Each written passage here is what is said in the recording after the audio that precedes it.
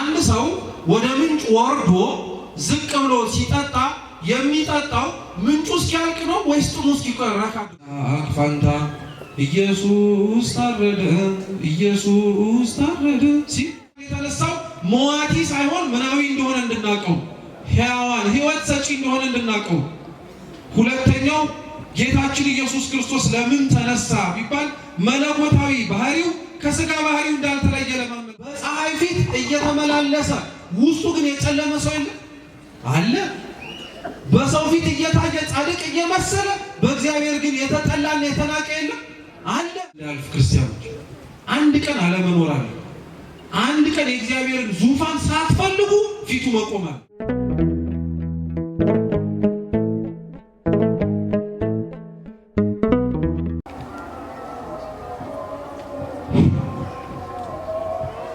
በስመ አብ ወወልድ ወመንፈስ ቅዱስ አሐዱ አምላክ አሜን። በስመ አብ ወወልድ ወመንፈስ ቅዱስ አሐዱ አምላክ አሜን። በስመ አብ ወወልድ ወመንፈስ ቅዱስ አሐዱ አምላክ አሜን። የተወደዳችሁ የተከበራችሁ አበው አይንተ እግዚአብሔር ካህናት፣ ሊቃውንተ ቤተ ክርስቲያን፣ ክቡር መላከማዊ ቀሲስ ሳሙኤል፣ ከሩቅም ከቅርብም የተገኛችሁ ሕዝበ ክርስቲያን በወደደን ባከበረን በአምላካችን ፍጹም ሰላም እንደምን አመሻችሁ? እንደምን ዋላችሁ? እንደምን እስከዚህ ሰዓት ደረሳችሁ? አሜን። ቸርነቱን ምሕረቱን ያላራቀብን በእድሜያችን ላይ ሰዓት ጨምሮ በፊቱ ያሳየነውን የእምነት ማነስ የምግባር ጉድለት ሳይመለከት በይቅርታው ሊከፍለን ሊሰበስበን የወደደ የአባቶቻችን አምላክ ልዑል እግዚአብሔር ስሙ የተመሰገነ ይሁን። ስሙ የተመሰገነ ይሁን። በመጀመሪያው ክፍለ ትምህርት ላይ ክቡር አባታችን መላከማዊ ነበር እንዲያስተምሩ ያው የተደረገው። ነገር ግን ከአስተባባሪዎቹ ጋር በመነጋገር ነው የመጀመሪያ ልሁን ያልኩት። ቀድሜ ለመውጣት ሳይሆን ግን አባት ስለሆኑ ተናግሬ ስቻ ጎደልኩትን ያላገባብ የጨመርኩትን እርሳቸው ለማረም እንዲመቻቸው ተቀምጠው እንዲያደምጡ ለማለት ነው እና ለክቡር አባታችንም ያው ሳያውቁ ስላስቀመጥኳቸው ይቅርታ ጠይቃለሁ።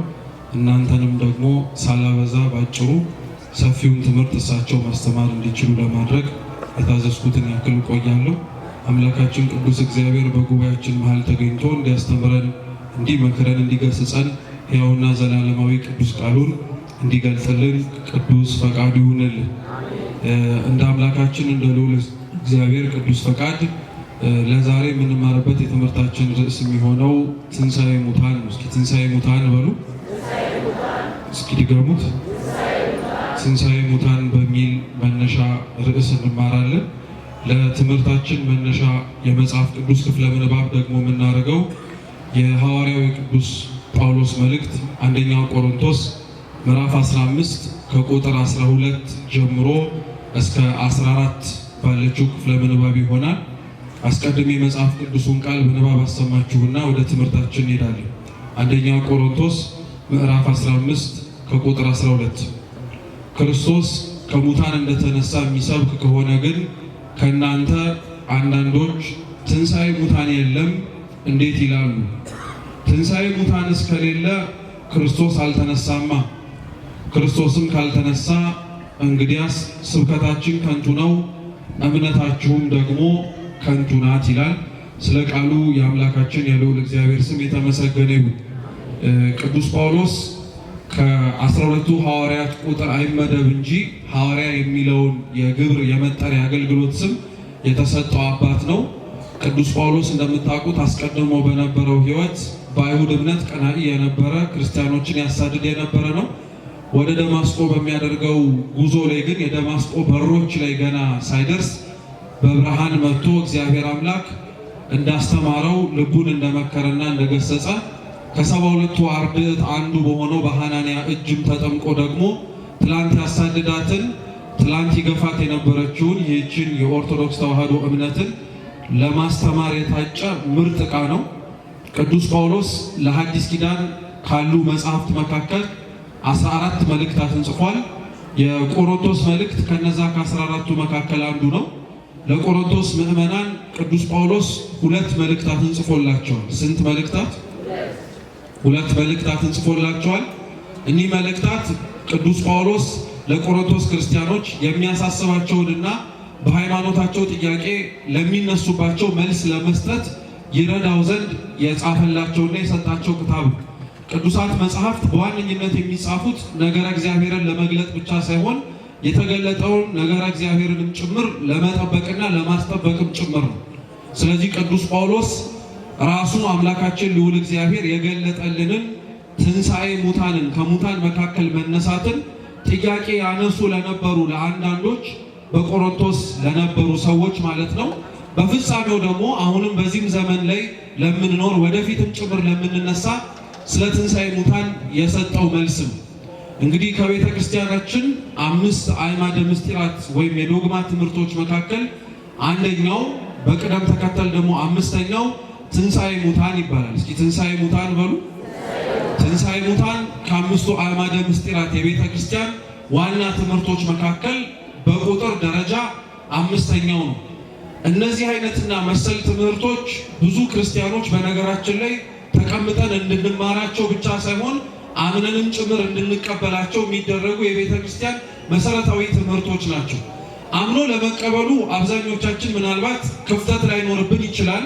ምክንያቱም እዚህ የተሰበሰብነው የተገኘነውም ጭምር እነዚህን 5ቱን ትምህርቶች ውስጥ የምናስተምራቸውን የቤተ ክርስቲያን ትምህርት ተቀብለናቸው ያመንነውን ምን ያክል እናውቀዋለን የሚለው ግን ለሁላችንም ጥያቄ የሚያስነሳ ነው። ምክንያቱም አንድ ክርስቲያን የሚያምነውን ነገር አምኖ ከመቀበል ባለፈ ያመነውንም ነገር እንዲያውቅ ይፈልጋል። ዋነኛው ምክንያቱ እንዴት ያመነውን ነገር ሳናውቀው ራሱ ልንከተለውና ተገዝተንለት ለሕጉና ለስርዓቱ ልንኖር እንችላለን የሚለውን ጥያቄ ስለሚመልስ ነው። ያመነውን እግዚአብሔር ማወቅ ያስፈልገናል። ያወቅነውን እግዚአብሔርን ደግሞ በፍጻሜውም ልናምነውና ልንታመንለትም ያስፈልጋል። እነዚህ የዶግማ ትምህርቶች ብዙ ክርስቲያኖች ተቀምጠን እንድንማራቸው ሲነገረንም የምንሸሻቸው ናቸው። አንዳንዶች መሰረታዊ የሆኑ ቤተክርስቲያን ትምህርቶችን ተቀምጠው የማይማሩት ከባድ ስለሚመስላቸው፣ አንዳንዶች ደግሞ እነዚህ አይነት መሰረታዊ ቤተክርስቲያን ትምህርቶችን መማር የማይፈልጉት የሚያሳስባቸው ጉዳይ ይሄ ስላልሆነም ጭምር ነው። እየሰማችሁ ነው። ብዙ ሰው ከመሰረታዊ የቤተ ክርስቲያን ትምህርት የበለጠ ማወቅ መረዳት ፈቶትም ጭምር በህይወቱ ቤተ ክርስቲያን ሲመጣ መሄድ የሚፈልገው የህይወቱን ቋጠሮ። ስለዚህ ብዙ የህይወታችን ቋጠሮዎች ውስጥ አንዱ ደግሞ ተቋጥሮ እስካሁን ያልተፈታው ነገር ቢኖር ወይም ትኩረት ያልሰጠነው ነገር ቢኖር የሃይማኖታችን ትምህርት ጉዳይ። በጣም የሚገርማችሁ ክርስቲያኖች እግዚአብሔር በረድኤቱ በቸርነቱ ሸፍኖን ደብቆንና ከልሎን ካልሆነ በቀር እንደ ኦርቶዶክስ ተዋህዶ እምነት አማንያን እዚህ ቤተ ክርስቲያን ውስጥ የተሰበሰቡን ሁላችን ስለምናምነው እምነት ቅዱሳት መጽሐፍትን ጠቅሰን ካልሆነም ጭምር እንኳን የምናምነውን እምነት ውስጡ ያለውን ሐሳብ የምናስረዳው ስንቶቻችን? ይሄንን የምነግራችሁ ለምንድን ነው? የምናምነውን ነገር እንዳልኳችሁ ማወቅ፣ ማመን፣ መቀበል፣ መረዳትም ጭምር ስላለብን። ክርስቲያናዊ የሆነው የእያንዳንዳችን ህይወት 3 ተልእኮዎች ነው ያሉት። ስንት ተልእኮ? 3 ነው። የመጀመሪያው ማመን ነው። እስኪ ማመን በሉ። ሁለተኛው መታመን ነው። እስኪ መታመን በሉ። ማመን ማለት አንደኛ መቀበል፣ ወደ ውስጣችን አስገብተን ውስጣችን ማኖር ነው። ሁለተኛው ማመን ደግሞ ማለት በአይነ ስጋችን መርምረን በስሜት ሕዋሳቶቻችን ፈትሸን ልንደርስበት የማንችለው እውነት እንዳለ አምነን መቀበል መቻል ማለት ነው።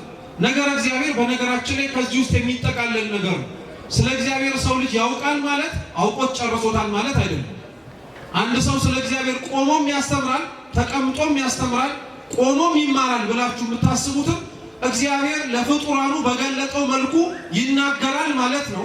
ቅዱሳት መጽሐፍት በገለጡት መልኩ ያስተላልፋል መልእክቱን ማለት ነው እንጂ በምልአት አውቆ ጠንቅቆ ተረድቶታል ማለትም አይደለም። በምልአት ነገሮችን አንወቃቸውና አንረዳቸው ግን ማለት ጭራሽ ነው አንወቃቸውና አንረዳቸው ማለት አይደለም። አንዳንዶቻችን ከኛ መካከል ስለምንሰማ መርመረን የማንደርስበት አውቀን የማንፈጽመው ነገር ከሆነ ለምን የምንማረው ብለን እንጠይቃለን። እየሰማችሁ ነው? ለምሳሌ አሁን አድምጡ። እዚህ አካባቢ አንድ ምንጭ አለ ልበላችሁ።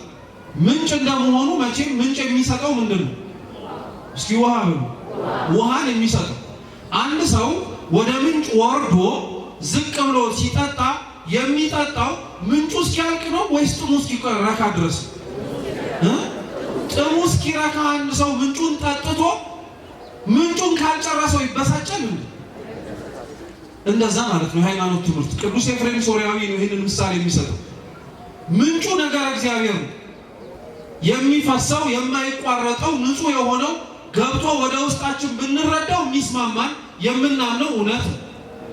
አንድ ሰው ምንጩን ጠጥቶ ለመጨረስ ሳይሆን ጥሙን ለማርካት ወደ ምንጩ ወርዶ እንደሚጠጣው ሁሉ ነገር እግዚአብሔርን ተቀምጠን የምንማር ሁላችን የማናውቀውን ለማወቅ ያክል እንማረዋለን እንጂ ሙሉ እውቀቱን ጠንቅቀን አውቀን ለመረዳት ያክል ተምረን እንጨርሰዋለን ብለን አይደለም። ግልጽ ነው? ገብቷችኋል? ስለዚህ ሰው ተቀምጦ መማር ያለበት ማወቅ ያለበት የሃይማኖትን ትምህርት አንደኛው ለማመን፣ ሁለተኛው ለመታመን ነው። እስኪ መታመን በሉ። ያመነውን በተግባር ለመግለጥ ማለት ነው። ሰው ማመኑን ሊያምን ይችላል። ያመነውን እምነት ግን አምኖታል ተብሎ የሚመሰከርለትም ሆነ የሚነገርለት ያመነውን እምነት በተግባር ታምኖ ሲገለጥ ማሳየት ሲችል። ምሳሌ አንድ ሰው ቤተክርስቲያን ውስጥ ለድህነት የሚፈስ ጠበልን አይቶ ጠበሉ ይፈውሳል ብሎ ቢናገር ይሄ ንግግሩ እምነት ይባላል ወይም ማመን ይባላል። ገብቶ ሰውነቱን ደግሞ ማስመታቱ ጸበሉን ያመመውን ቦታ እያስመታ እድናለሁ ብሎ መናገሩ ደግሞ መታመን ይባላል። አሁን አብዛኞቻችን ማመኑን እናምነዋለን፣ ቅድም እንዳልኳችሁ። መታመኑ ላይ ግን ብዙዎቻችን ጥያቄ አለብን። ጠበሉ እንደሚፈውስ እናምናለን። ስንቶቻችን ግን ተጸብለናል? ቅዱስ ሥጋው ክቡር ደሙ የዘላለም ሕይወት እንደሚሰጥ እናውቃለን፣ ተምረንም አምነናል። ግን ስንቶቻችን ቆርበናል? የማመን ችግር የሌለብን ሰዎች ባንሆንም የመታመን ችግር ግን አለብን። ሶስተኛው የክርስቲያናዊ ሕይወቱ ወይም ተልእኮ ደግሞ ምንድን ነው? ወጥቶ መስበክ ነው። ወጥቶ መስበክ በሉ።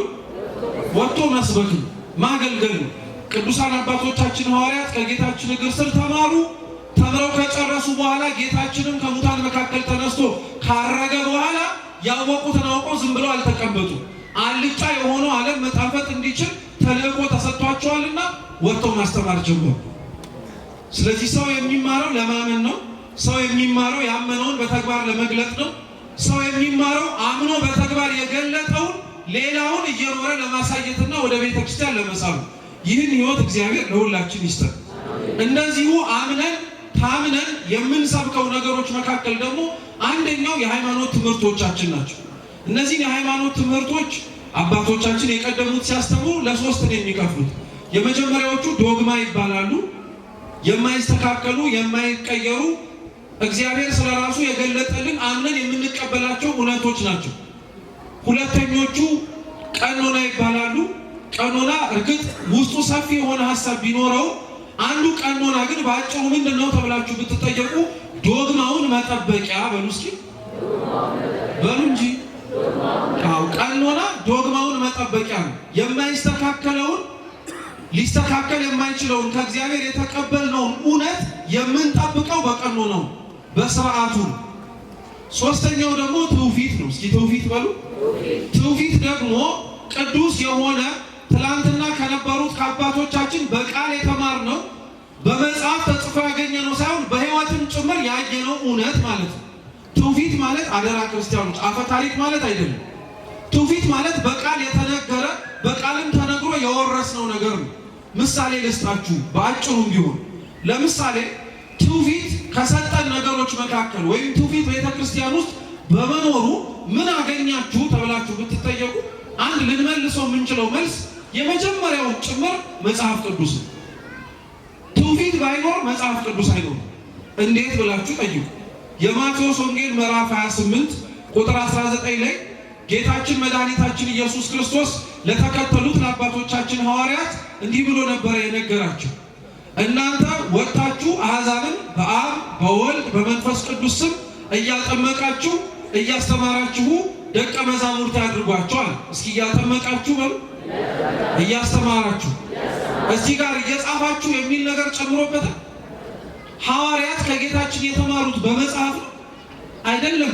በመጽሐፍ እኮ አይደለም የተማሩት ሐዋርያት አባቶቻችን ከክርስቶስ ሐዋርያት የተማሩት ከንግግሩ፣ ከአኗኗሩ፣ ከመውጣት ከመግባቱ፣ ከእያንዳንዱ ነገር ስራውን የተማሩት።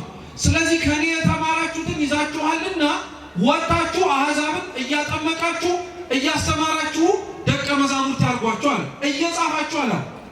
ስለ ጌታችን ስለ ኢየሱስ ክርስቶስ ሐዋርያት አባቶቻችን ጽፈውልን የምናገኘው እንኳን ወንጌል አይገርማችሁ? እነሱ በአይነ ስጋቸው አይተውት ኋላ ላይ የጻፉት ነው እንጂ እግሩን እየተከተሉት ልክ ነገስታት እየተከተሉ እንደሚጽፉት እንደ ዜና መዋዕል ጸሐፊዎች አይደለም። ከጌታችን ዕርገት በኋላ ነው ቅዱሳት መጻሕፍት የተጻፉት። እርሱንም ያላመኑትን ለማሳመን አምነው አስተምረው ሐዋርያት የሄዱባቸው ቦታዎች ላይ ደግሞ ተመልሰው ሐዋርያት ባለመምጣታቸው ምክንያት ወደ ቀደመው ልማዳቸው የተማሩትን ትምህርት እየረሱ ያስቸግሩ ለነበሩ ሰዎች ማስተማሪያና ማጽኛ የተማሩትን እንዳይረሱ ማስታወሻ ነበር። እየሰማችሁ እንጂ ዋነኛው ዓላማው እሱ አልነበር። ኖሮ አሳያቸው፣ እነሱም እየኖሩ ማሳየት ጀመሩ። እነሱ ከክርስቶስ ያዩት ያልተጻፈ ትውፊት ነው። እየሰማችሁ ያልተጻፈ ነገር ነው ያዩት። አረማመዱን፣ አስተሳሰቡን፣ አነጋገሩን፣ አካሄዱን፣ አሰራሩን ሁሉንም ተመለከቱት። መጀመሪያ ያልጻፉትን መጀመሪያ በልቧቸው ሰሌዳ ላይ ያስቀመጡት። ልክ ያልጻፉትንና የተማሩትን እውነት ለሌላው ማድረስ ኃላፊነት ደረጃ ላይ ሲደርሱ ግን ሳይጻፍ ያገኙትን ትውፊት ጽፈው ለእኛ ትውፊትን ሰጡ። ያልተጻፈው ትውፊት ሲጻፍ ነው መጽሐፍ ቅዱስ የተባለ።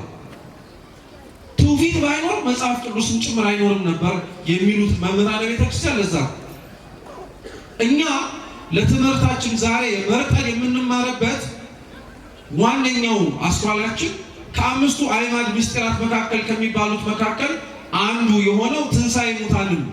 ይህ ትምህርት አንደኛ ክርስቲያኖች አምነን የምንቀበለው ነው። የምናሻሽለው፣ የምናስተካክለው፣ የምንለውጠው በእኛ አስተሳሰብና አመለካከት ሊሆን ይችላል አይችልም የምንለው ነገር አይደለም። ምስጢራቱ በጥቅሉ አምስቱ አዕማደ ምስጢራት የሚባሉት ማለትም ምስጢረ ሥላሴ፣ እስኪ ምስጢረ ሥላሴ በሉ፣ ምስጢረ ሥጋዌ በሉ፣ ምስጢረ ጥምቀት በሉ እንጂ ምስጢረ ቁርባን በሉ፣ ምስጢረ ትንሣኤ ሙታን በሉ። እነዚህ አምስቱ አዕማደ ምስጢራት አባቶቻችን ለማስተማር እንዲመች በሁለት ይከፍሏቸዋል። እነዚህ አምስቱ የምናምናቸውና የምንሳተፋቸው ምስጢራት ናቸው ተብሎ ይነገራል። እስኪ የምናምናቸው በሉ፣ የምንሳተፋቸው በሉ።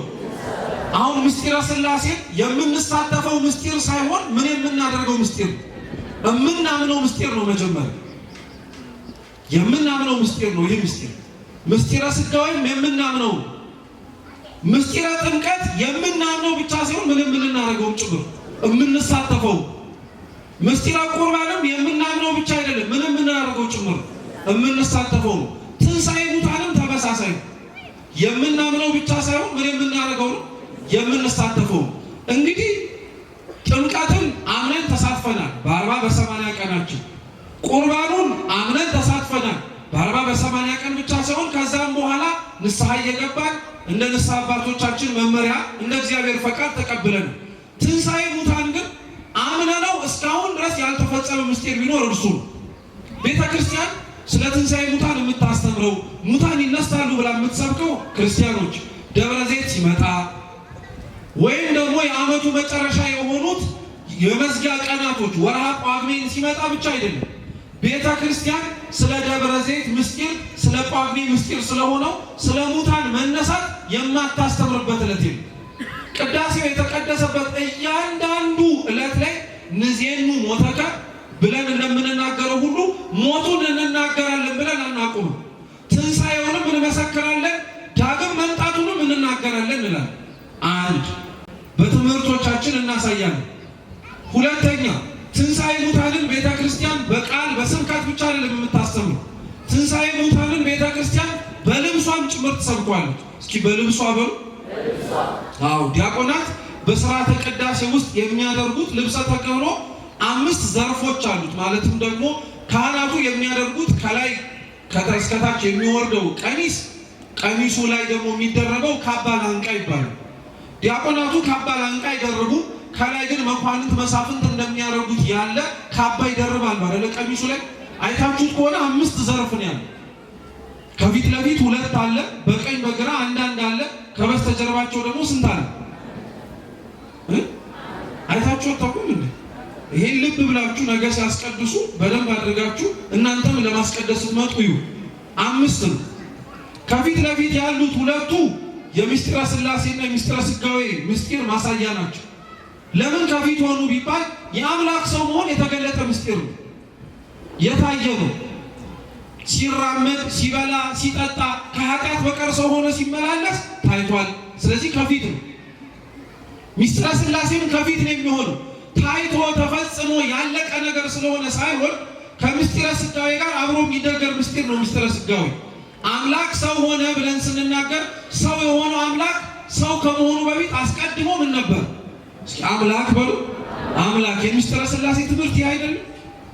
ስለ አምላክ የምንማርበት፣ ስለ አንድነቱ፣ ስለ ሶስትነቱ የምንሰብክበት። በቀኝ በግራ ያሉት 2ቱ ደግሞ የቁርባንና የጥምቀት ምሳሌ ናቸው። ከጀርባ የተረፈው አንዱ የመጨረሻው ከአባል አንቃ ውስጥ ያለው ዘርፏ ደግሞ የምን ምሳሌ ናት ብትባሉ የትንሣኤ ሙታን ነው። ለምን ብትሉ የዛች በጀርባ ያለችው የወረደችው አንዲትን ዘርፍ ጭንቅላታችሁን አዙራችሁ እንዲህ ብላችሁ ማየት ትችላላችሁ። ይሄ ምንም ቅድስና አይጠይቅም፣ እውቀት ብቻ ነው። ይዟችሁ ከጀርባ ያለውን አንዲቷን የተረፈችዋን ዘርፍ ልክ ከፊት እና ከቀኝ ከግራ እንዳሉት ወደ ኋላ ብትዞሩ ማየት ትችላላችሁ። እማታዩት ነገር ግን እንዳለ አምናችሁ የምትቀበሉት ያቺ ዘርፍ የትንሣኤ ሙታን ምሳሌ ነው። በልብሷ ተሰብከዋለች ማለት ነው። ዘወትር በቅዳሴዋ ወንጌል ከመነበቡ በፊትም ተሰብከዋለች። እነሱ ወመኑ እስመ ቀርበት መንግሥተ ሰማያት ይእቲ፣ መንግሥተ ሰማያት ቀርባለችና ንስሐ ግቡ። ልብ ብላችሁ ስሙ። ይሄ ገርማችኋል እንዴ? ስለ አምላካችን መምጣት፣ ስለ አምላካችን ከሙታን መካከል መነሳት፣ እኛም ደግሞ ወደ አምላካችን መሄድ እየቀኑ በየሰዓቱ በየዕለቱ የምንሰብከው ስብከት ደግሞ የአባታችን ሆይ ጸሎታችን። እስኪ አባታችን ሆይ በሉ። ከዛስ እስኪ ድገሙት። የትኛው መንግስቱ ነው እንድትመጣ የምትለምኑት? ዳግም ምጽአትን እኮ ነው እየተማጸናችሁ ያላችሁ። መንግስት ትምጣ የምትሉት እኮ እሷን ነው። በላይ በሰማያት ያለችው አንተ የምትመሰገንባት፣ አንተ ገዢ ሆነ የምትኖርባት፣ እኛም ለመኖር የምንናፍቃት ያቺ መንግስት ትምጣ። እሷ ካልመጣች በቀር እኛ ወደ ምን ስለማንሄድ፣ ወደዛች መንግስት ስለማንሄድ። አምላክ በመጀመሪያ ሰው የሆነው እኛን የተዋረድነውን ለማንሳት ነው። ይሄ የመጀመሪያው ምጽአቱ ነው።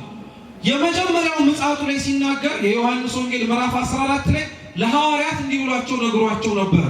እኔም ተመልሼ እሄዳለሁ፣ ስፍራን ላዘጋጅላችሁም ወደ ላይ እወጣለሁ አላቸው። እየሰማችሁ? ምን ላዘጋጅላችሁ? ስለዚህ አምላክ መጀመሪያ የወረደው ሊያድነን ሊቤዠን ስፍራ እንደሚያዘጋጅልን አሳምኖን አስተምሮን ሊሄድ ነው። ድጋሚ የሚመጣው ደግሞ ወደዛ ስፍራ ምን ሊያደርገን? ስለዚህ መንግስት ምን ታርግ እንለዋለን? ትምጣ እያልን ለምኗል። ስለዚህ ስለ ደብረ ዘይት ሲመጣ ብቻ፣ ጳጉሜ ሲመጣ ብቻ፣ እንደነዚህ አይነት መሰል ወቅታት ሲመጡ ብቻ ሳይሆን ቤተክርስቲያን ስለ ክርስቶስ ዳግም መምጣት የምታስተምረው፣ ስለ ትንሣኤ የምትሰብከውና የምትናገረው በየቀኑ።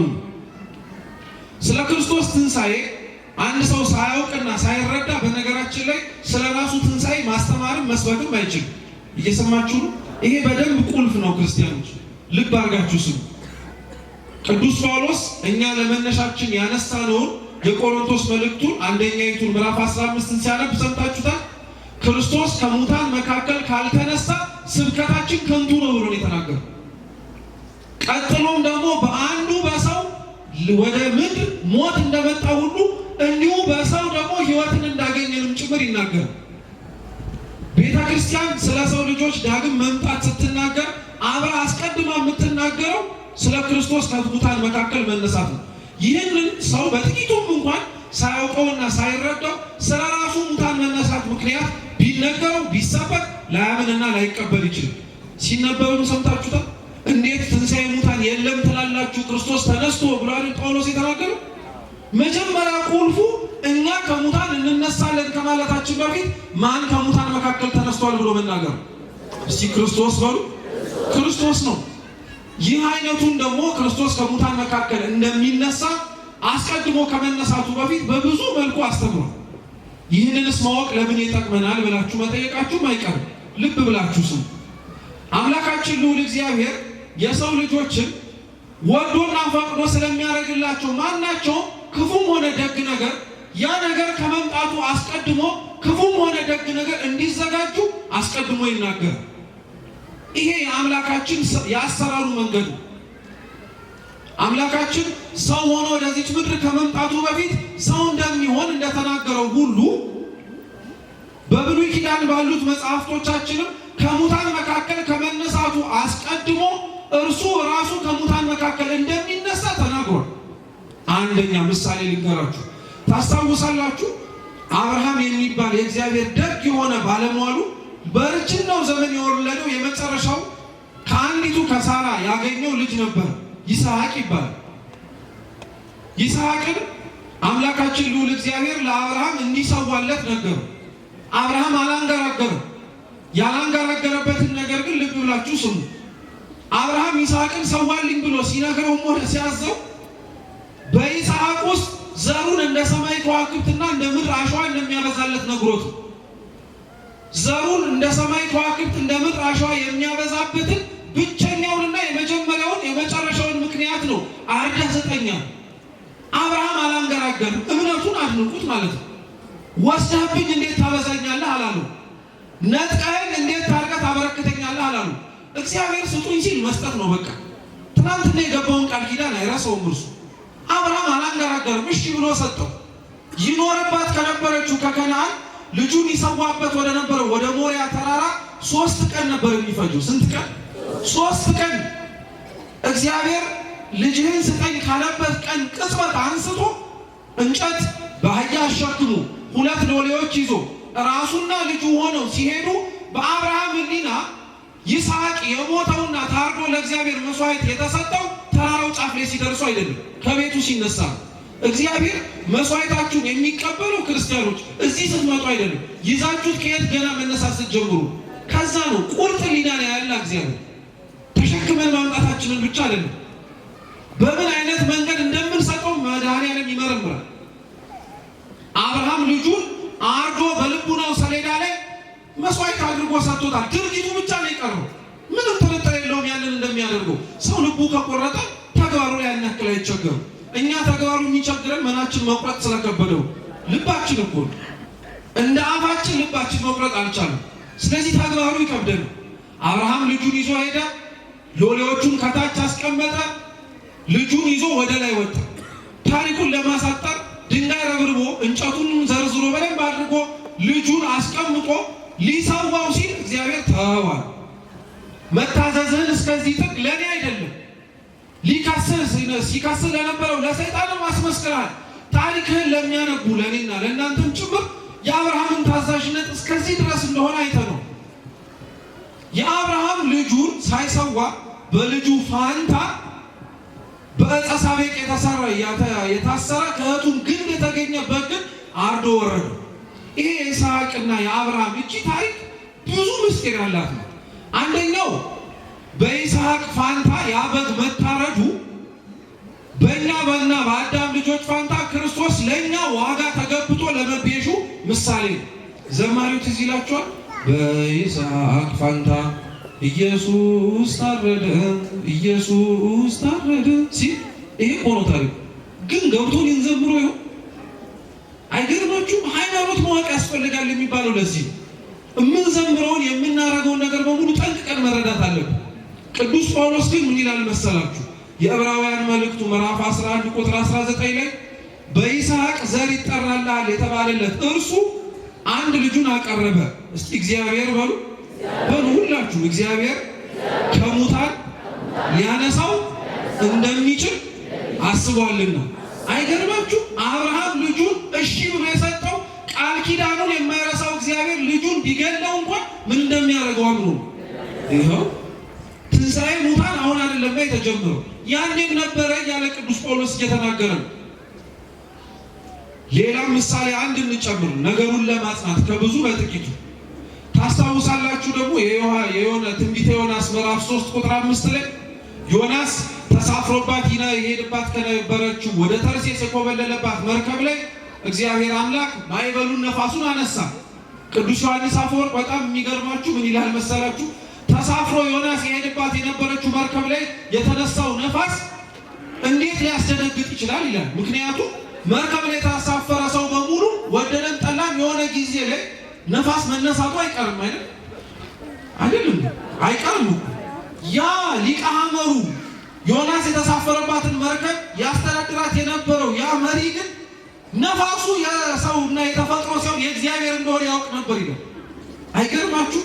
ሰው እግዚአብሔርን ሳያውቀው የእግዚአብሔርን ስራ ሲያውቀው ግን አሁን እኛ እግዚአብሔርን እናውቀዋለን ብለን ስራውን ግን አናውቀው፣ አሰራሩንም አላወቅንም። ዮናስ በእንዲህ አይነት መልኩ የተሳፈረባት መርከብ ዮናስ ግን አሳ አንበሪ ሆድ ውስጥ 3 ቀን 3 ሌሊት ከተኛ ወይም ደግሞ ካደረ በኋላ ነነዌ ላይ እንደተጠፋው ሁሉ ክርስቶስስ ከ3 ቀንና ከ3 ሌሊት በኋላ ተነስቷል አልተነሳም? ተነስቷል። ስለሱ ትንሣኤ በዮናስ፣ ስለሱ ትንሣኤ በይስሐቅ፣ ስለሱ ትንሣኤ በእነ ኢዮብ በእያንዳንዱ አባቶቻችን ውስጥ አስተምሯል። ይሄ ቅድመ ዝግጅት ነበር። ነገሩ ሲሆን እንዴት ሆነ? እንደ እንግዳ ደራሽ እንደ ውሃ ፈሳሽ እንዳልመጣ ለማጠየቅ በዚህ መነሻነት የሚመለከቱት አበው ናቸው። ይሄን ሁሉ ሲያደርግ የነበረው አምላካችን ልዑል እግዚአብሔር በፍጻሜው ደግሞ ሰው ሆኖ መከራን ተቀብሎ ስለኛ ሲል ማድረግ የሚጠበቅበትን ነገር በሙሉ አደረገ። ያንን አድርጎ ግን ጌታችን ኢየሱስ ክርስቶስ የእኛን ክብር ለማሳየት ሕይወቱን በመስጠት ብቻ አላቆመም። ከኛ የነሳውን ሥጋ እንደዚሁ ሁሉ መከራ እንደተቀበለበት ሁሉ ከኛ የነሳውን ሥጋ ደግሞ ድጋሚ ይዞት ተነስቷል። ይሄ የሰው ልጅ ክብሩን የሚያጠይቅ ሰው ፈርሶ በስብሶ የአፈር እራት ሆኖ እንደማይቀር በኋላ እግዚአብሔር አምላክ እርሱ በራሱ ስልጣን እንደተነሳ እኛም በሱ ስልጣን እንደምንነሳ ማሳያና ማስተማሪያ ነበር። ይሄ የጌታችን ትንሣኤ ነው። አምላካችን ኢየሱስ ክርስቶስ ለምን ተነሳ ተብሎ ደግሞ ይጠየቃል። ይሄን የምነግራችሁ ክርስቲያኖች ይሄ በሙሉ ነጥቦች ናቸው እኛ ጋር ስለ ዳግም ምጽአት የምናነሳቸው። እግዚአብሔር የተነሳው አንደኛ በእርሱ ሕይወት ስለነበረችን የሉቃስ ወንጌል ምዕራፍ 24 ቁጥር 5 ላይ ሕያዋንን ከሙታን መካከል ለምን ትፈልጉታላችሁ ብሎ ክርስቶስ ተናግሯል። እስኪ ሕያዋንን በሉ። አዎ ሕይወት ሰጪውን እንዴት ከሙታን መካከል ትፈልጉታላችኋል? ክርስቶስ ከሙታን የተነሳው መዋቲ ሳይሆን ምናዊ እንደሆነ እንድናቀው፣ ሕያዋን ሕይወት ሰጪ እንደሆነ እንድናቀው። ሁለተኛው ጌታችን ኢየሱስ ክርስቶስ ለምን ተነሳ ቢባል መለኮታዊ ባህሪው ከሥጋ ባህሪው እንዳልተለየ ለማመላከት ነው። ስሙ ቅዱስ ጳውሎስ የኤፌሶን መልእክቱ ምዕራፍ 4 ቁጥር 10 ላይ እንዲህ ይላል፣ ይህ የወረደው ሁሉን ይሞላ ዘንድ ከሰማያት ሁሉ በላይ የመጣው ደግሞ ይህ ነው ይላል። እየሰማችሁ ልድገምላችሁ። ይህ የወረደው ሰው የሆነው ማለት ነው። ሁሉን ይሞላ ዘንድ ከሰማያት ሁሉ በላይ ደግሞ የመጣው ይሄው ራሱ ነው አለ። የሞተው ከሙታን መካከል የተነሳው በላይ ደግሞ ከአብ ከመንፈስ ቅዱስ ጋር የሚሰለሰው የሚቀደሰው እርሱ ራሱ ነው አለ። ጌታችን ሞቶ የተነሳው እርሱ አምላክ እንደሆነ እንድናውቀው ነው ማለት ነው። ሌሎቹም ብናይ ትንቢቱ እንዲፈጸም ደቀ መዛሙርቱን ለማጽናናት እነዚህ አይነትና መሰል ብዙ ምክንያቶችን አምላካችን ስላሰበልን ስላደረገልን ከሙታን መካከል ተነስቶ ዛሬ ቤተክርስቲያን በዚህ ሐሳብ መነሻነት ነው ስለ ትንሣኤ ሙታን የምታስተምረው። የጌታችን የኢየሱስ ክርስቶስ ትንሣኤ እንግዲህ እንደምታውቁት ተፈጽሟል። ከሙታን መካከል ተነስቷል። ከሙታን መካከል መነሳት ብቻ ሳይሆን አርጓልም ጭምር። አሁን በዛሬቱ ዕለት ላይ ደግሞ የምንመለከተውና ቤተክርስቲያን የምታስተምረው ይህንን ሳምንት ዳግም ስለመምጣቱ። እስኪ ዳግም ምጽአት በሉ። ምጽአት መምጣት ከሆነ ዳግም ሁለተኛ ከሆነ ሁለተኛ መምጣት ማለት ነው። እግዚአብሔር የመጀመሪያው አመጣጡ ምራቅ እየተተፋበት ማረፊያ አጥቶ የከብቶች ግርግም ተጥሎ የሚጠቀለልበት ጨርቅ አጥቶ በበለስ ቅጠል ተሸፍኖ እንደ ማንኛውም ሰው በምድር ላይ እንደሚመላለስ አሳዳጆች ቢነሱበት እንደ ስዱዳን እየተሰደደ ራበኝ ብሎ የእናቱን ጡት እየፈለገ እየጠባ በእንዲህ አይነት መልኩ የተገለጠ ነበር የመጀመሪያው አመጣጡ። ከኃጢአት በቀር ፍጹም ሰው ሆኖ እግዚአብሔር አምላክ ታይቷል እዚች ምድር ላይ። ሁለተኛው አመጣጡ ዳግም ምጽአት ብለን ዛሬ እና ሳምንቱን ቤተክርስቲያን የምታስተምረው ግን እንዲህ አይነቱን አይደለም። ትላንትና በከብቶች ግርግም ተጥሎ ያያችሁት ክርስቶስ ዛሬ ሲመጣ ግን በዙፋኑ ላይ ተቀምጦ ነው። ትላንትና ሲሰደድ ማንም አብሮት ከተወሰኑት ከእናቱ ከሰሎሜ ከዮሴፍ ከዛች አህያና ከመልአኩ ውጭ ማንም አልነበረም። አሁን ዛሬ ክርስቶስ ይመጣባታል የምትባለው ቀን ላይ ግን ዘመድ አልባ ሆኖ የሚመጣ እንዳይመስላችሁ። በግራው በቀኙ ለቁጥር የሚያዳግቱ ቁጥራቸውን እሱ ብቻ የሚያውቃቸው እልፍ አእላፋት ወትርፊተ አእላፋት ከዛም በላይ የሆኑ መላእክትን ይዞ ነው የሚመጣው። ዘመድ አልባው ክርስቶስ ተመልሶ ሲመጣ ከዘመዶቹ ጋር ነው የሚመጣው። ቦታ የሌለው ክርስቶስ ተመልሶ ሲመጣ መንግስቱን ይዞ ነው የሚመጣው። የተገፋው ክርስቶስ ተመልሶ ሲመጣ ኃጥአንን ሊገፋ ነው የሚመጣው። የተሰደደው ክርስቶስ ተመልሶ ሲመጣ የተሰደዱትን ጻድቃንን ሊያቀርብ ሲያሳድዱ የነበሩትን ኃጢአተኞችን ሊያርቅ ነው የሚመጣው። ይሄኛው አመጣጡን ነው ቤተክርስቲያን ዛሬ የምታስተምረው። ይሄንን የትንሣኤን ሙታንን ነገር የእኛን መነሳት ማለት ነው ከጌታችን ከኢየሱስ ክርስቶስ መነሳት ጋር በትንሹ ተመልከቱት። ጌታችን ታስታውሱ እንደሆነ ሞቼ እነሳለሁ እያለ ያስተምር ነበር፣ ይናገር ነበር እና አንዱ ጌታችን ኢየሱስ ክርስቶስ ከሙታን ለመነሳቱ እርሱ አይደለም መነሳቱ አይደለም። ልብ ብላችሁ ስሙ። እውነት እንደሚነሳ ግን ማረጋገጫ የነበረው የሰቀሉት ሰዎች ፍርሃት ነበር። የማቴዎስ ወንጌል የመጨረሻዎቹ ቅድመ ክርስቶስ ትንሣኤ የሚነበቡ ምንባባት ስናይ አይሁድና ፈሪሳውያን ጲላጦስን ስቀለው ብለው እንደተናገሩ ተመልሰው መጥተው ምን ብለው ነገሩት? ይሄ አሳች በምድር ላይ ሲመላለስ ሞቼ አልቀርም ከሙታን መካከል እነሳለሁ ብሎ ተናግሮ ነበር አሉ። እየሰማችሁ ነው? ምን አረጋለሁ ብሎ ነበር አሉ? እነሳለሁ ብሎ ነበር አሉ። ስለዚህ ደግሞ ተነስቶ ህዝቡን እንዳይመጣብጥ ወታደር አቁመህ አስጠብቅ አሉ። እኔ ምንድነው ወታደር ማቆሙ? እናንተ ራሳችሁ ወታደር አላችሁ፣ ራሳችሁ አስቁሟል።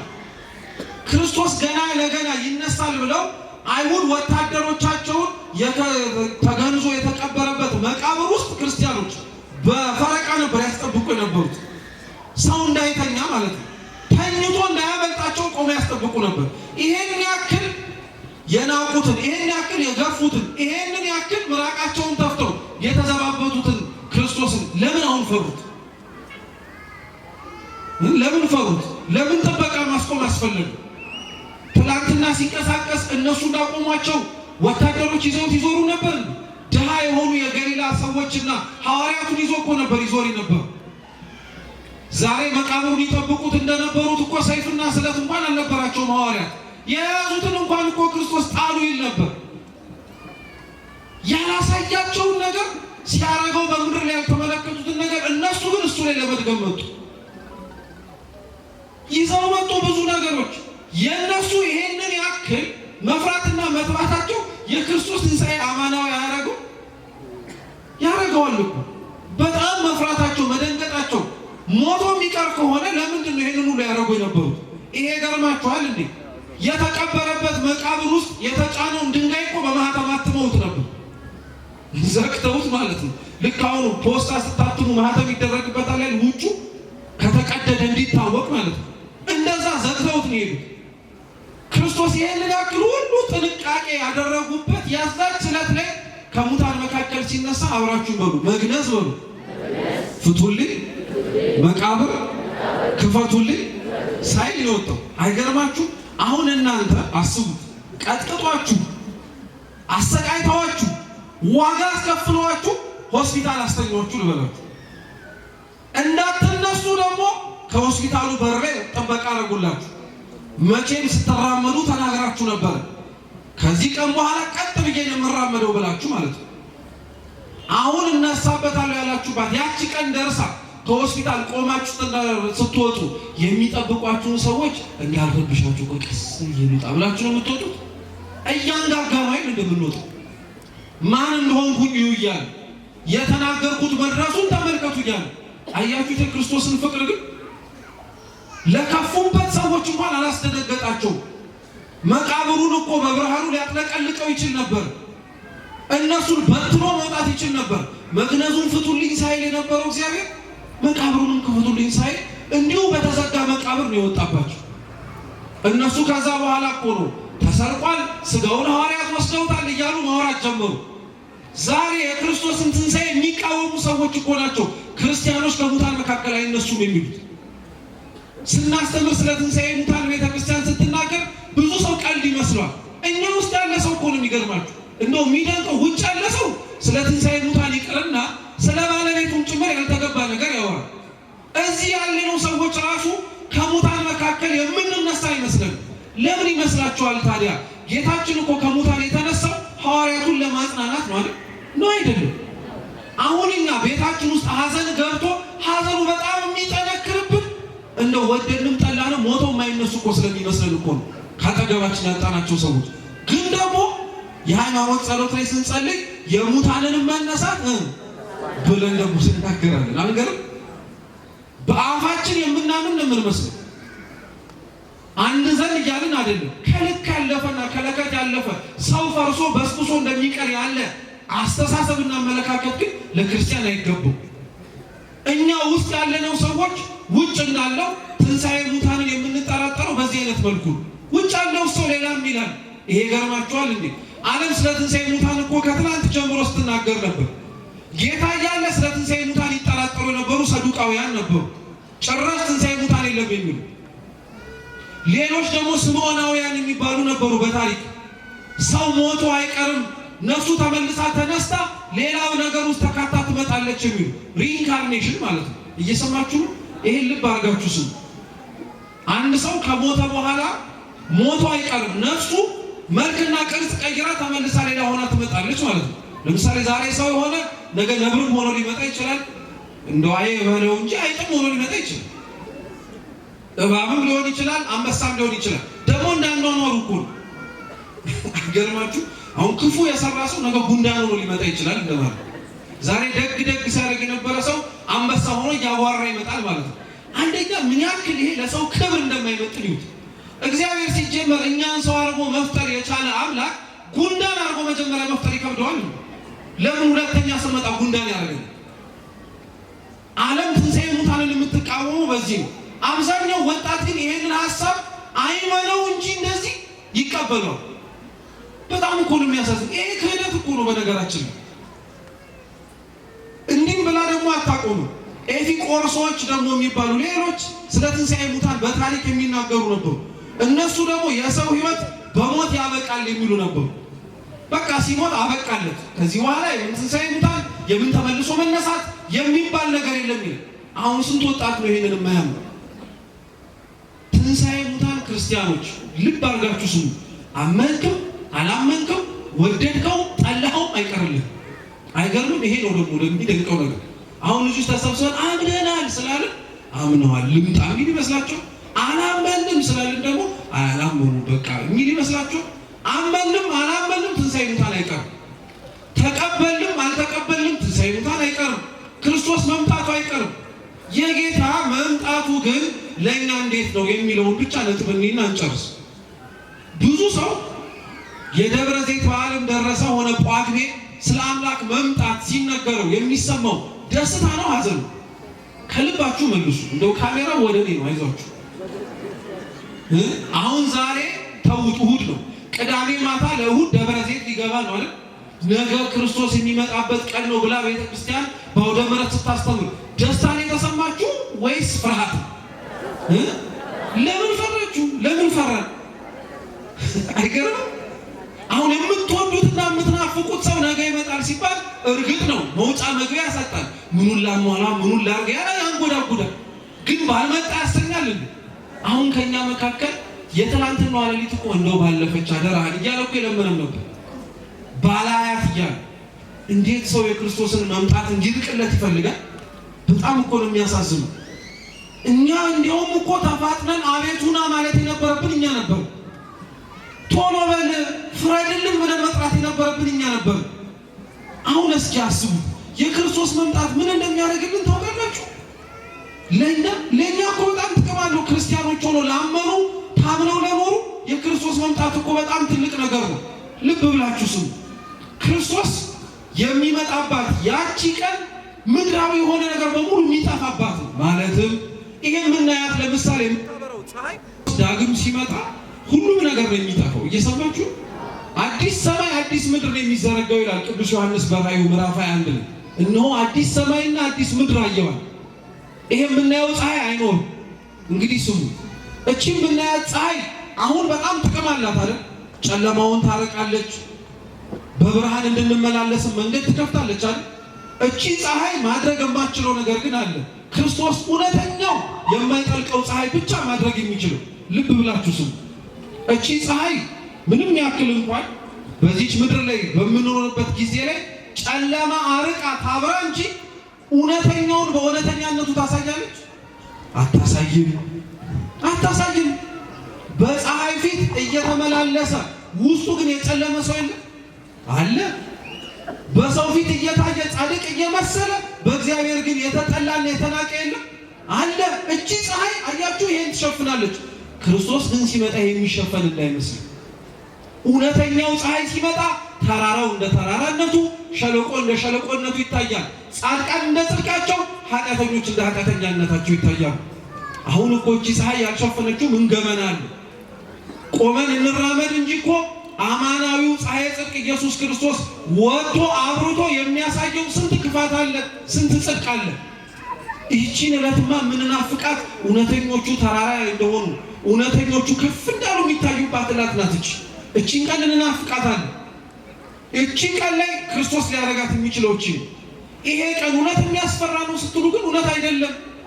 ክርስቶስ የሚገርማችሁ ስለ እርሱ መምጣት ሲያስተምር ካስተማረባቸው ምሳሌዎች መካከል አንዱ ሰርግ ቤት ነው። እስኪ ሰርግ ቤት በሉ።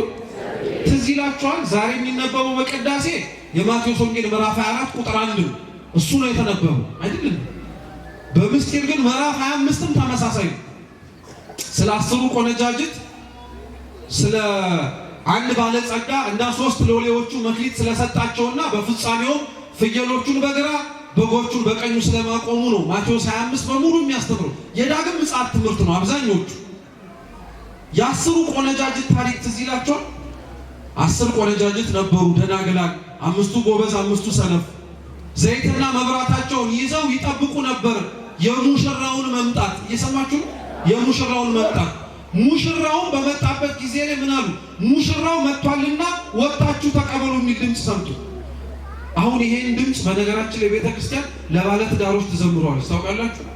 ሙሽራው መጥቷልና ወጣችሁ ተቀበሉ ማለት መጻ መራዊ ፍስሐ ለኩሉ ማለት። ሙሽራው ሌሊት እንዲመጣ የሚደረገው ክርስቶስ የሚመጣባት ቀን የማትታወቅ ሌሊት ስለሆነች ነው። ለክርስቶስ መምጣት የሚዘመረው መዝሙር ሙሽሮች ወደ ቤተ ክርስቲያን ሲመጡ ይነገርላቸዋል። የዘራውን ነዋ በዛች ዕለት ላይ የሚያጭደው ሐዋርያው ተናግሯል። ዛሬ የዘራናት ነገ ሲመጣ የሚያሳቅፈን ስለሆነ አትምጣ አትምጣ የምንለው ለዛ ነው። ግን አልነውም አላለውም ይቀራል አይቀርም? አይቀርም። ደግሞ ሌላ ልገራችሁ፣ ያ እስኪመጣ ድረስ ያቺ ዕለት መጣ ክርስቶስ በዙፋኑ ወርዶ እስከሚፈርድ ድረስ እኛስ የምንቆይ ይመስላችኋል? አንቆይም። የክርስቲያን ምጽአቱ ሞቱ ነዋ። ሲሞት ከክርስቶስ ወንበር ዙፋን ፊት ይቆማል። የዛን ጊዜ ምን ሊሉ? የዛን ጊዜ ምን ልንል ነው? በጣም እኮ ነው የምንገርመው። አሁን የሰው ፊት አይተን እንደምንሸማቀቀው የእግዚአብሔር ፊት ያስፈራን ይሆን? አይ እኛ እሱን ፊትማ ከናቅነው ሰነበትን እኮ። ሰው ላይ እንዴት አድርገን እንደምንጨነቅ፣ መጣ ብለን እንዴት እንደምንቀጠቀጥ፣ ባለቤቱ መጣ አልመጣ አይ እሱ ቶ እያልን እኮ ነው ይኖርነው። ያኔ ግን አንላት። ያኔ እንታያለን። ምጽአታችን ሞት ሳይቀድመን ነው እኛ መዘጋጀት ያለብን። ስለ ክርስቶስ ምጽአት ትላንትና ሌሊት ሙሉ ቆማ ቤተ ክርስቲያን ስታስተምር ከቆመው ሰዎች ከኛ መካከል ስለ ሞቱ ትዝ ያለው ሰው አለ? ትዝ ይበላችሁ እንጂ ክርስቲያኖች፣ ማንም ሳይሞት እኮ ይህችን መንግስት አይወርሳት። ማንም ሳይሞት ወደ እግዚአብሔር መንግስት አይገባም። እንኳን እኛ ይቅርና የሞትን ጽዋ ያልቀመሱት አባቶቻችን በብሔረ ሕያዋን ያሉ እናቶቻችን ራሱ የክርስቶስን መንግስት የሚወርሱት እርሱን የሚመስለውን ሞት ተሳትፈው ነው። ጳውሎስ ሐዋርያው ለዛ ነው ሮሜ መልእክቱ ምዕራፍ 6 ላይ እንዲህ አለ፣ እርሱን በሚመስል ሞት አብረነው ከሞትን እርሱን በሚመስል ትንሣኤ አብረን እንሳተፋለን አለ። ሳይሞት የሚነሳ የለም። ሳይሞት የእግዚአብሔር መንግስት የሚወርስ የለም። ትላንትና ዛሬ ስለሞቱ ዛሬ ማን ያሰባለግ? በጣም የሚገርሙ። እሱንም ያዙልኝ። ሶስተኛ ይህቺ ቀን የፍርድ ቀን ናት። የምን ቀን አልኳችሁ? የፍርድ ቀን ናት። ፍርድ ከባድ ነገር ነው። ያረጋችሁትን የምታስታውሱበት ቀን ነው። ዛሬ እኮ ያረግነውን ረስተነዋል አይደል? ቅዱስ ጳውሎስ አሁንም ሐዋርያው እንዲህ ይላል፣ ዛሬ በድንግዝግዝ ያለው አለ። እስኪ በድንግዝግዝ በሉ እንጂ ነገ ግን ጥርት ብሎ እመለከታለሁ አለ። ዛሬ ብዙ ነገር ረስተነዋል አይደል? ማረጋችንን ጻድቅ መስለን ነጠላችንን አጣፍተን ደጀ ቤተክርስቲያን ስመን ገባን፣ ያለፈውም አልፏል ብለን እሱ ፊት ስንቆም ግን በድንግዝግዝ ማየት የለም፣ ግልጥ ብሎ እናየዋለን ስራችን። ያ ፍርድን አስባችሁታል እንዴት እንደሚያስጨንቅ? እኛ በዚች ምድር ላይ ስንት ያጎደልነው ፍርድ እንኳን ማረግ ተገብቶን ያላደረግነው። ክርስቶስ ፍርዱን አያጓድልም፣ ያሳያል። ፍርድ ደግሞ በጣም ከባድ ነገር ነው። እኛ በምድር እንኳን ስናደርገው እንዴት ቀላል እኮ እንዳልሆነ። ፍርድ ከምታዩት ነገር ይልቅ ያላያችሁት ነገርም እኮ ታሳቢነት አለ። አንድ ልጅ ነው ይባላል እና አንድ ሰውዬ አህያውን ይዞ እየሄደ መንገድ ወደ ገበያ፣ እየሰማችሁ ነው፣ ወደ ገበያ እየሄደ አህያይቱን ይዞ መንገድ ላይ ሲሄድ በጣም ደከመውና ከጥላ ዛፍ አገኘና ቋጥሮ በገመድ አርቆ አሰራትና አህያይቱን እሱ ተኝ። ብዙ ማጥቆ ስላላሰራት አህያይቱ ፈታችና ጠፋች። ሲነሳ ሰውየው ውዋል፣ አህያዬ ጠፋች፣ ደግሞ ያዘለችውም ደግሞ ሩዝ አለ፣ በቃ ሁሉንም ነገር ተሰርቄያለሁ ብሎ ጮኸ። አንድ ብላቴና ሲያልፍ አንድ ልጅ ሲያልፍ አህያ ሲሰሙ አህያ ጠፍቶ ነው አለ። አዎ ምን አይነት አለ። እዚህ ጋር ያሰርኳት ሩዝ የተሸከመች ቀይዳማ የሆነች ደግሞ ቀጥ ያለች አለ። አዎ እሱ አህያ ነው። አላየዋትም አለ። እየሰማችሁ አላየዋትም አለ። ሰውየው በጣም ተናደደ። እንዴት ሳታያት እንዲህ እርግጥ ሆነ ትናገራለህ አለና ዳኛ ጋር ወሰዱ። ያየኸውን ተናገራ። ሩዝ የተሸከመች ቀይዳማ የሆነች ቀይ የሆነች አህያ አላየሁም እኮ ናት እኮ የጠፋችው እኔ አላየኋትም አለ። እና እንዴት ነው ይህን ሁሉ ነገር ያወቅከዋል? እኔ በመንገዴ ስመጣ ኮቴ አየዋል። ምን አየው? ኮቴውን ሳይ የአህያ እንደሆነ አወቅኳል። እየሰማችሁ የአህያ እንደሆነ አወቅኳል። ደግሞ ኮቴውን እየሄድኩኝ ስመለከተው ደግሞ በአንድ በኩል በቀኝ በኩል ጥሩ ትረግጣለች፣ በግራ በኩል ግን ምንም አትረግጥም። ስለዚህ አንካሳ ናት ብዬ አሰብኳል። እየሰማችሁ በቀኝ በኩል ያለው ሳር በሙሉ ታጭዷል፣ በግራ በኩል ያለው ሳር ግን ነው ማለት፣ ስለዚህ እውር ናት ማለት ነው አልኩኝ። ደግሞ ስትሄድ ሩዝ እየተንጠባጠበ ከኮቴዋ ጋር ስለነበረ ይሄን ሁሉ ጨመኩኝና ቀይዳማ የሆነች ሩዝ የተሸከመች ቀጥ ያለች አህያ ጠፋብህ ነው ብዬ ተናገርኩኝ። አያችሁት? ግን ሰውየው ገና ለገና ይሄንን ደረሰ ብሎ ሊያስፈርድበት ነበር። ፍርድ እንዴት ከባድ እንደሆነ አያችሁት? እግዚአብሔር ዘንድ ግን ሁሉ ነገር ቀላል። እንኳን እንዲህ የተሰወረው ኩላሊትና ልብ ያመላለሰውንም አውቆ ያን ጊዜ ይናገራል እግዚአብሔር። ይህቺ ቀን ላይ ፍርዳችንን ለመቀበል የምንቆምባት ነው። ያ ሊያስፈራ ይችላል፣ ሊያስደነግጥ ይችላል። አሁን እንኳን እግዚአብሔር ፊት ስንቆም እንዲህ ዝም ካለን ያኔ ግን ዝም አይልም አለ እኮ። ምስባኩ ሲሰበክ አልሰማችሁም? መዝሙር 49 እግዚአብሔር እሰ ገሃደ ይመጽእ፣ እግዚአብሔር በግልጽ ይመጣል። ወአምላከ ነሂ ኢያረምም፣ ዝም አይልም። እሳት ይነድድም ቅርቤው፣ እሳትም በፊቱ ይነዳል። እግዚአብሔር እንዳሁኑ ዝም አይልም። ዳግም ሲመጣ ይናገራል። እሳት አይደለሱ ሸክላ ከሆንን አሊያም ደግሞ ወርቅ ከሆንን ያኔ ነው የምንታየው። ሁለተኛ ጢሞቴዎስ ምዕራፍ 2 ቁጥር 20 ላይ ቅዱስ ጳውሎስ ይናገራል። እሳት ሸክላንም ሲነካው ወርቅንም ሲነካው የተለያየ ነገር ነው። ወርቅን እሳት ሲነካው ይበልጥ ያጠራዋል። ሸክላን እሳት በጣም ሲመታው ምን ያደርገዋል? ይሰነጥቀዋል፣ ይሰብረዋል። ስለዚህ ከክርስቶስ የፍርድ የእሳት ዙፋን ፊት ሸክላንን ወርቅንም እርሱን ነው ማሰብ የሚገባ። ለሸክላዎች የተዘጋጀ ቦታ ልንወርስ አይደለም እቺን ቀን የናፈቅናት። ቅዱስ ባስልዮስ ለዛ ነው እንዲህ ይላል፣ ሰው እንዴት ነው ያልተፈጠረለትን ገሃነመ እግዚአብሔር ለመውረስ ይህንን ያክል የሚቻኮለው? በጣም እኮ ነው የምናሳዝነው። ለኛ ያልተፈጠረችን ገሃነመ እሳትን ለመውረስ የምናሳየው ፍጥነት እኮ መንግስተ ሰማያት የለም እንዲያስብ። ለሰይጣን መቀጣጫ የሆነውን ስፍራ ለመውረስ የምናሳየው ትጋት ለሰይጣን ራሱ እኮ ግብረ አበርና አጋዥ ሆነንለት። ይህቺ ቀን የተፈጠረችልንን መንግስት የምንወርስባት ቀን ናት እንጂ ሰው ያ ጠላታችን የተባለ ዲያብሎስ ገብቶ የሚቀጣበት ቦታ የምንገባበት አይደለም። የክርስቶስ ዳግም መምጣት ይህ ነው። በፍጻሜውም ደግሞ ማወቅ ያለብን ነገር ቢኖር ክርስቲያኖች ይሄዱ የተስፋችን እስኪ በሉ መጀመሪያ ስጋዊ ነው። አሁን ተስፋችን የተጀመረው ተስፋችን ውጥሩን ያገኘው በስጋዊ ነው፣ በአምላክ ሰው መሆኑ። የተስፋችን መጨረሻ ደግሞ ትንሣኤ ሙታን። ይሄ ሁሉ ነገር አብቅቶ ከዚህ አድካሚ ከሆነችው ምድር ተላቀን ወደምናርፍበት ዘላለማዊ ቦታ የምንገባባት ያቺን ርስት ነው የምንናፍቀው። ይቺን ርስት ለመውረስ ነው ቤተክርስቲያን ውስጥ የምንገኘው። ይቺን ርስት ለመውረስ ነው ከሙታን መካከል እግዚአብሔርን እንዲያስነሳን የምንለምነው፣ ወደ መንግስቱ ለመግባትን እየቸኮልን የምንፋጠን። ስለዚህ ክርስቲያኖች እባካችሁ እንዲህ አይነትና ወቅታተ ቤተክርስቲያን ላይ ቁጭ ብለን ስናስብ ወቅታቱ መጥተው የሚሄዱባቸው ዕለታት ብቻ እናስብ። ደብረ ዘይት ዛሬ ብቻ አይደለም እኮ ሁሌም ደብረ ዘይት እንደሆነ አስቡ። ይህ ደብረ ዘይት ማዕከለ ጾም ነው፣ የጾሙ እኩሌታ ነው። ከዚህ ሳምንት በፊት 4 ሳምንት አሳልፈናል። ዘወረደ፣ ቅዱስ ምኩራብ፣ መጻጉዕ። ከዚህ ሳምንት ከእኩለ ጾም በኋላ ገብርኤል፣ ኒቆዲሞስና ሆሳዕና ይቀረናል። ሊቃውንት እንዲህ ብለው ይናገራሉ።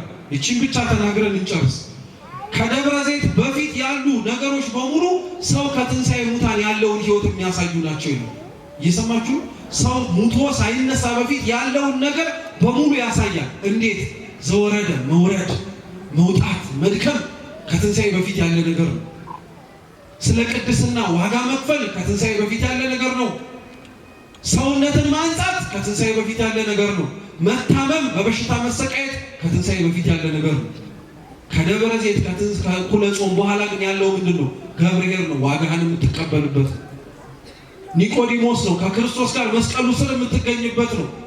ሆሳዕና ነው፣ አምላክህን መስለህ ልትድን ወደ ቤተ እግዚአብሔር ወደ ኢየሩሳሌም የምትገባባት ዕለት ነው።